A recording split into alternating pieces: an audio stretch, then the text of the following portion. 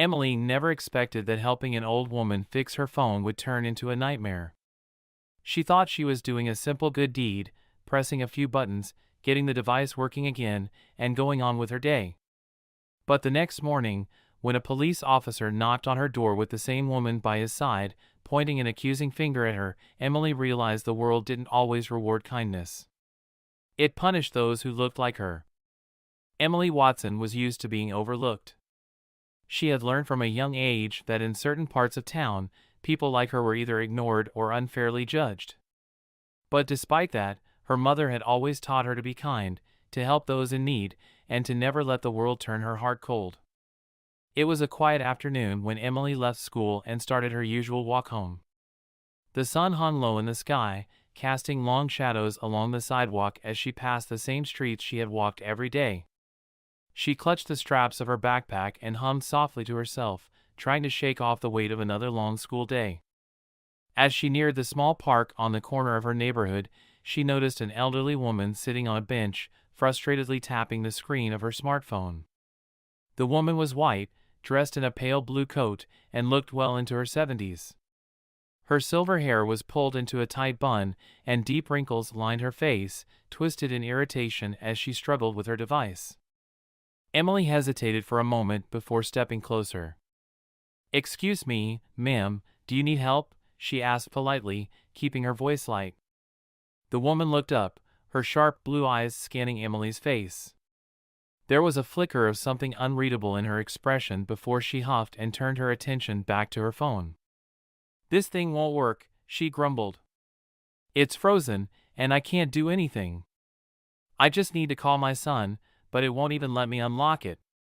Emily stepped a little closer, glancing at the device in the woman's shaking hands.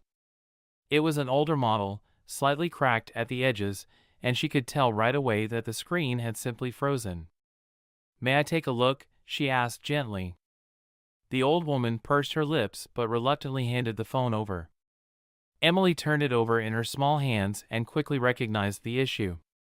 She pressed the power button, held it down for a few seconds, and restarted the device. Within moments, the screen flickered back to life. "There you go," she said, handing it back. "It just needed a reset. It should work fine now."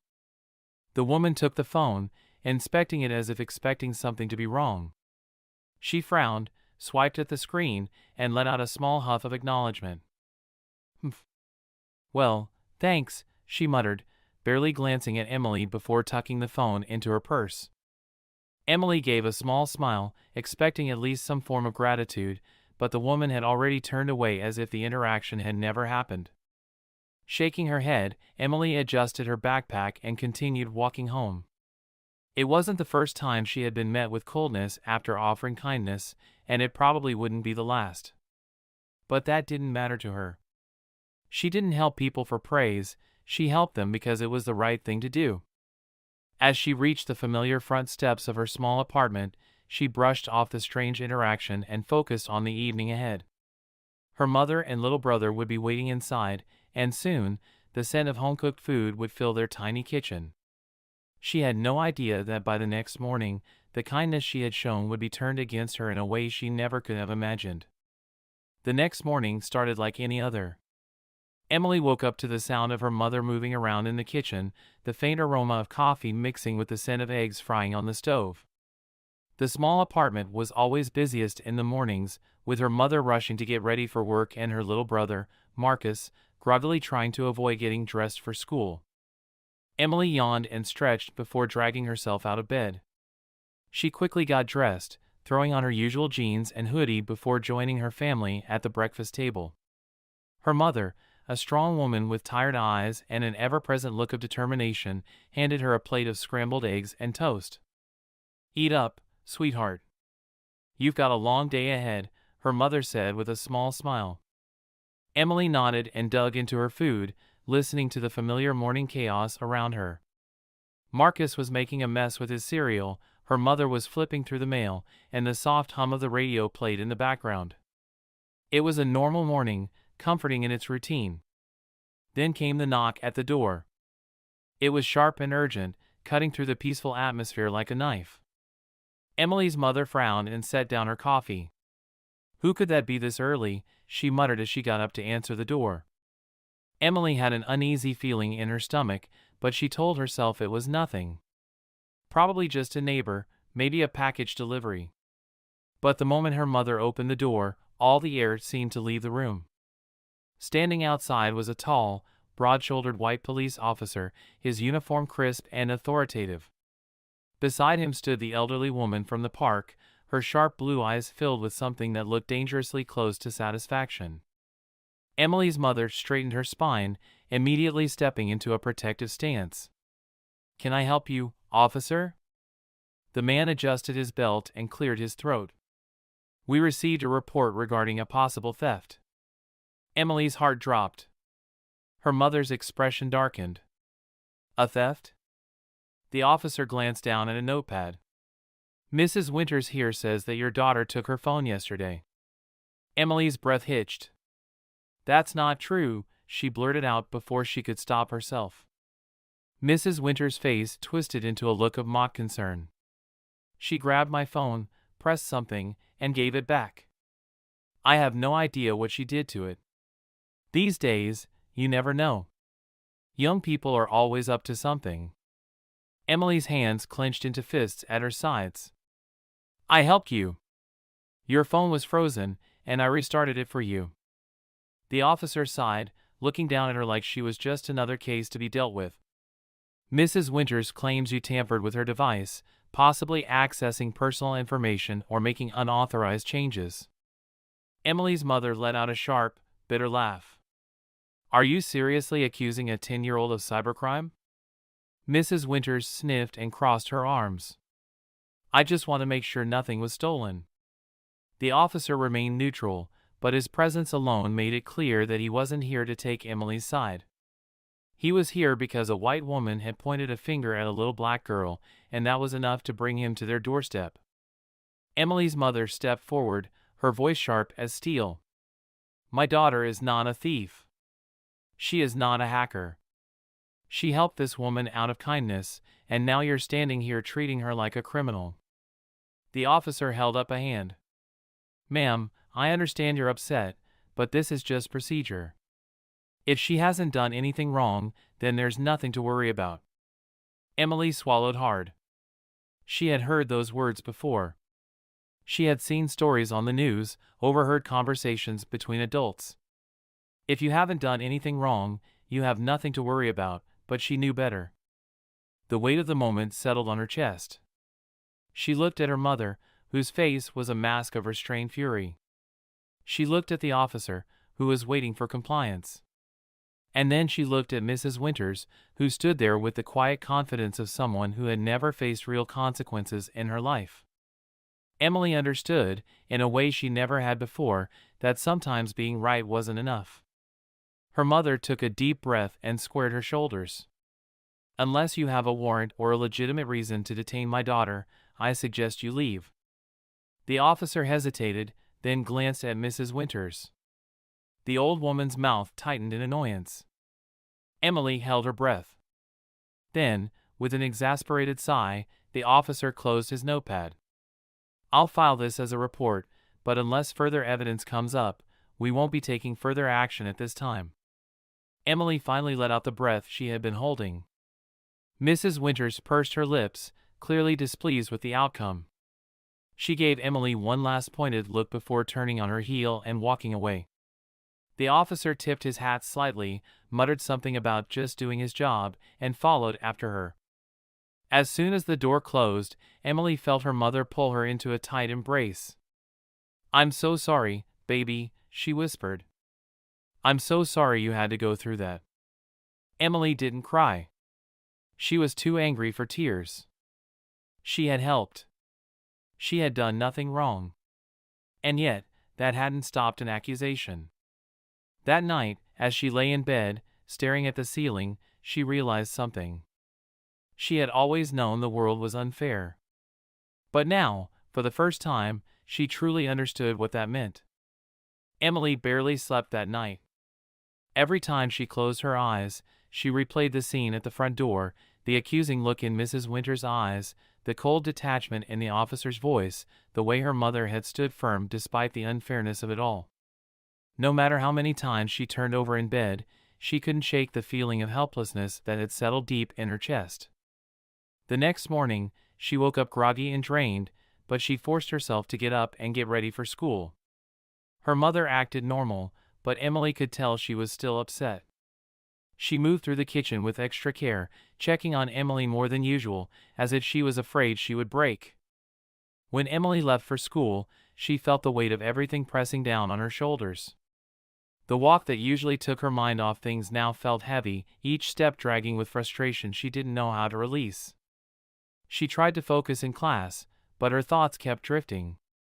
The teacher's words blurred together, and the numbers on her math worksheet made no sense.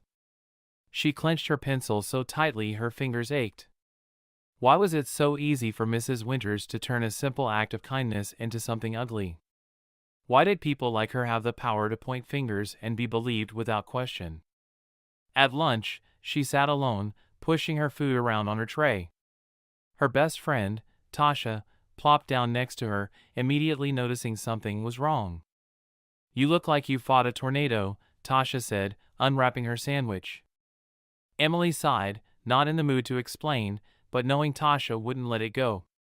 "Something happened yesterday," she muttered. Tasha raised an eyebrow. "What kind of something?"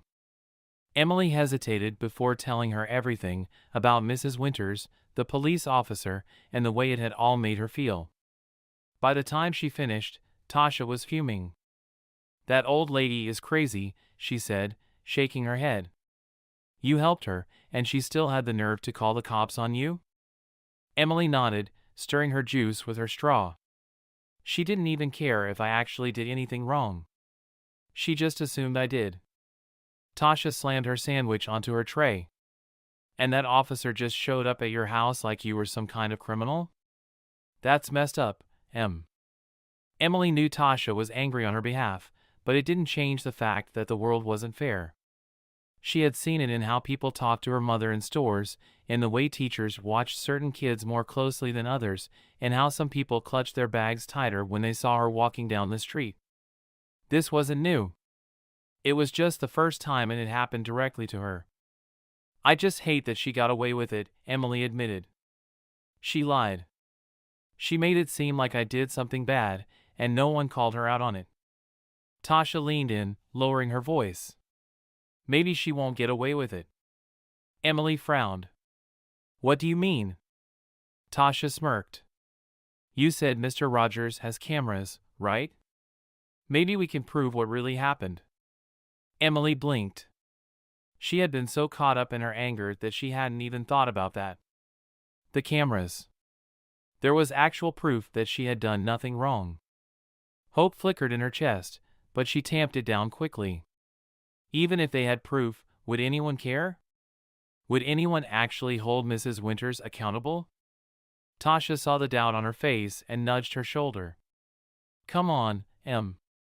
If we let people like her get away with this, they'll just keep doing it. You deserve better than that." Emily swallowed hard. For the first time since the officer had shown up at her house, she felt something other than anger or helplessness. She felt determination. That afternoon, instead of going straight home, she stopped by Mr. Rogers' house. The old man answered the door with a warm smile, but when he saw the serious look on Emily's face, his expression sobered. "What's wrong, sweetheart?" he asked. Emily took a deep breath.